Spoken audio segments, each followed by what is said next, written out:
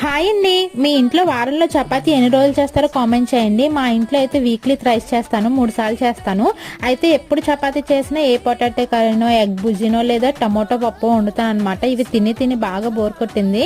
నేను last time Delhi వెళ్ళాను. First time అయితే నేను నార్త్ ఇండియన్ ఫుడ్ తిన్నాను. మీరు తినారో లేదో కామెంట్ చేయండి. అయితే అక్కడ నాకు ఫుడ్ ఏమీ నచ్చలేదు అనమాట. ఏం తిన్నా చప్పగా ఉండేది. కానీ వాళ్ళు బటర్ నాన్స్లోకి ఇచ్చిన మేతి మటన్ మళ్ళీ నాకు చాలా బాగా నచ్చిందండి. అదైతే ఈ రోజు అయితే ట్రై చేశాను, సూపర్ ఉంది.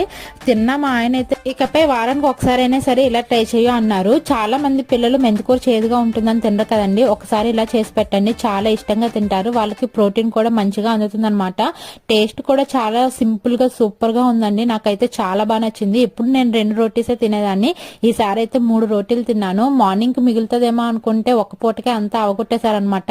అంత టేస్టీగా ఉంది. రెసిపీ నచ్చినట్లయితే ప్లీజ్ లైక్ చేసి, షేర్ చేసి, సబ్స్క్రైబ్ చేసుకోండి.